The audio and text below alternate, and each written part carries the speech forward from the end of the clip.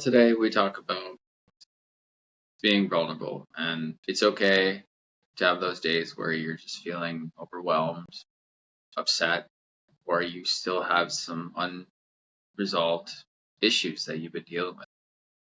I'll use an example. Like I haven't spoken to my father hardly, and my intuition told me today to call my father. We're doing we're doing good, communicating better now, but I had to swallow my pride, stop letting my ego dictate what I was doing. And because I did that, we had a wonderful conversation. It was almost as I could see his smile through the phone when we were talking. It was truly a beautiful moment. And also, I called a friend of mine who I've been putting off calling for a very long time because we're just in two different parts of our life. And I was letting my ego take over me. And my fiance reminded me that I should call my friend. So I did. And I talked to him. It was nice chatting and catching up. And we often don't think about those things. We kind of put them on the back burner, and then you receive a message that something happens to that person, and then you have that guilt. You know you should have called, but your your pride and your ego is hurt, or you're angry. You allowed it to consume you. So if I can give one suggestion, call the people who you are arguing with or having some sort of moment where you don't forgive one another. Forgive each other and just let it be. Even if you don't talk after it, just to get each other out of your head. When I met that lady that wrote her book about forgiveness, she said you don't have to forgive the person to make amends. You forgive the person to get them out of your head. So I thought that was really inspirational and powerful. So I figured I'd share it with you today. And I thought another good thing would be to share today is relationships. How many of you go out on a date and you're on your phone? Why are you going out on a date to begin with if you are on your phone? I see this all the time when I'm out for date nights with my fiance. I see two people sitting across from each other, but they're not looking at each other. They're looking at their phones. How are you going to continue a relationship like that? How are you going to understand what's going on with that person if your head is buried in your phone? Now, what I'm learning with relationships is you have to listen, and not only listen with your ears, listen with your mind, your body, listen with all of it. Give that person with your full attention, and I mean full attention. Whatever score in a game can wait, whatever social media can wait. If you lost that spark, that flame, if you become comfortable with each other, look at one another. And when something's bothering you, like today, for instance, I was taking time to reflect about my friend. My fiance is like, okay, let's talk about this. We don't communicate anymore because we don't know how to. Our phones have basically taken over the means of communication. You could probably text each other and you would have a conversation, but we don't know how to talk amongst each other anymore because our phones have taken over our minds. And they basically dictate how our lives go, and we don't even realize it's happening. So you can take this or leave it, but it's going to save your relationship. I know it saved mine. Relationship is like work. You got to go every day and show up. You have to perform. You have to be a team. You have to work together. This person, you're planning on marrying them or you're dating them, they're your best friend. They're the one you spend all the time with. If your head is buried in your phone, do you think you're spending time with that person? No. Or if you're watching TV, no, you're not spending time. Do something meaningful together. Go out for walks, go for date nights, go for a movie. But when you do it, leave your phone in the purse or leave it in the vehicle. Otherwise, what's the point of going out? You can do all this at home. And even when you're at home, do fun things together, like cook together, like play games, just communicate with one another. Be there for each other. Understand one another. By understanding one another, you have to listen to one another too. And I know it's tricky. because we have become so addicted to our cell phones. And we just figure if we don't look at the screen, we're going to miss something. You're not missing anything, because the person you're going to be missing is going to walk out that door one of these days because you're not looking at them. You're not seeing them. And it can happen.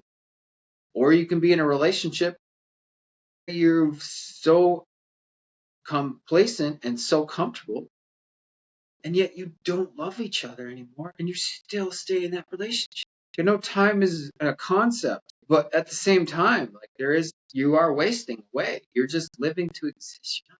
You can't be in that moment if you're in a relationship where you're unhappy. But if you're unhappy, speak about it.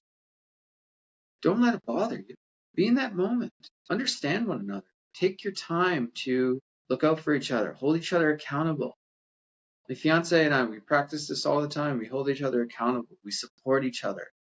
We coach each other towards our goals, our dreams.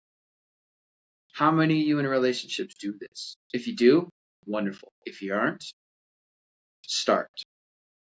Look out for each other. You cannot predict what life's going to do, because life is a game. It's going to play with you. And that person you're in a relationship with, well, they might just get tired of it and get bored of it, and they decide to leave you. But you've had all this time and all these opportunities to make it work. Or if you didn't want to make it work, you had all these opportunities to end it, to move on to something that's more meaningful to you, move on to a relationship that you want to be in, or maybe you just want to be single.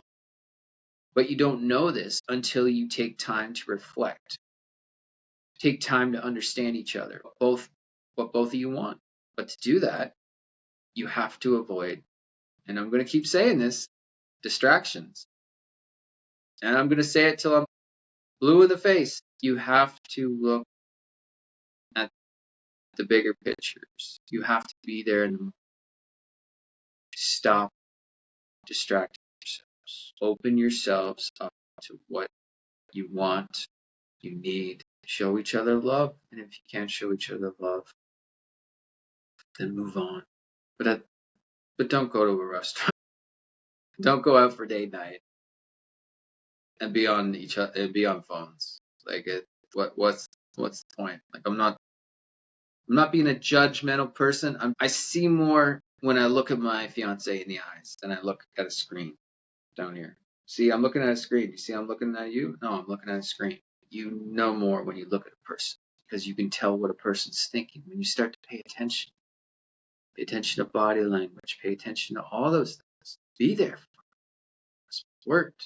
And even if you guys are not meant to be, at least you guys can figure it out now, instead of letting it drag on. And I know a lot of people are scared to leave their relationships because money is an issue. Money is not an issue. You are making it an issue because you are creating it to be an issue. It has nothing to do with money. It has nothing to do with you being alone. If you're worried about being alone, stop it. You're creating that. You're creating that fear. I know, I did it too. I created that fear. We all do it. We all create ideas in our heads that make us stay in relationships we don't want to be in, or not talk about our feelings because we're scared. It took me a long time to talk about my feelings. And now that I do it, I recommend it to everyone. Just talk about your feelings. Get it out. And if you can't talk, then get one of these and write it out. You'll get it. It takes work. It takes initiative. If you're willing to stay in a relationship where you're unhappy, or you're willing to continue to be on that phone, if you have that much initiative to be on your phone, or stay in a relationship that you're unhappy in, or not communicate with your spouse or your girlfriend or boyfriend, then you have the initiative to communicate with this person and to do the work for them and yourself. And you have the initiative to journal and get it out. So it's not like a bomb going off because you're so full of whatever emotions you're feeling, but you're not letting them out because you don't communicate. But you will. You just have to take the initiative. Hold yourself accountable. Holding yourself accountable is probably one of the best things you're going to do for yourself. because you set non-negotiable goals out. You set a reason in mind that you want this relationship to work. You're willing to commit. You're willing to communicate. And you don't have to go for couples counseling if you don't want to. Figure it out amongst each other. It's better that way. And then if you do decide to go on a retreat, I know these two wonderful people that I can send you to, then do it. But figure it out between you two first before you do that. Because when you go on this retreat, you don't know what to expect. At least when you start to do the work and then you go on the retreat, then the both of you are on the same page and you're both going to support each other. And then there's nothing that's going to stop. You'll figure it out. Don't let this stress you out. I'm just doing this to help anyone that wants it. You don't have to take it. I just want to see people communicating with each other. My father, he brought up a very good point, how nobody talks to each other anymore. We're all scared of each other. This pandemic, whatever you want to call it, just freaked everybody out. Now they don't want to be communicate with you. Everybody's got their head buried in their phone. We don't say hi to each other. Now if you hold the door open for people, they're scared of you. It's gonna have to end eventually. Come on, people. You got this. I believe in you. Get comfortable in here first. Figure you out. And if you're in a relationship, work with each other. It's so much fun when you get into that mindset where you're both on the same page. And if you're both not on the same page, support each other. That's a beautiful thing about a relationship. That's what I love about it. We support each other. We help each other.